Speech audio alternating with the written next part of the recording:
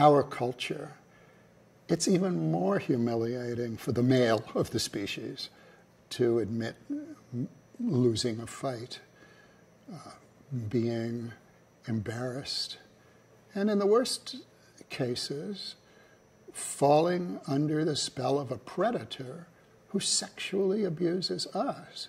Many, many men are sexually abused. Right now in the armed forces, we're very concerned about sexual abuse of women, but because there are so many more men in the armed forces, the actual numbers of men who have been sexually abused by soldiers, Marines, sailors in their own armed forces exceeds that of women. And the number of men who were abused as boys is very, very high. When you go to a youth correctional facility and talk to those boys, over 90% of them were sexually abused when they were young. It's real. And in certain circumstances, it becomes possible. It becomes possible to admit it, to talk about it, and to get on the path to feeling right and whole and masculine, even though these things have happened.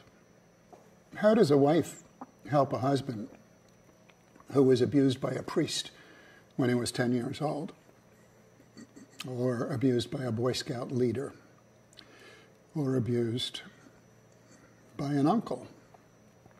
Now this happens, and it happens way more than we admit. And each case is different. The one that I'm dealing with right now at the top of my mind, I don't think he really wants his wife to go there with him. He's dealt with it in therapy before, and he doesn't like to reopen it. The only thing that I can say is,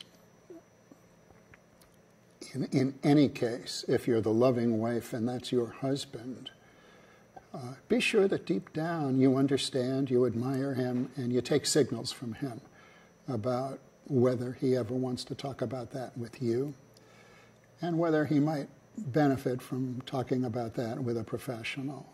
It might come up when your child is the age that he was when he was abused.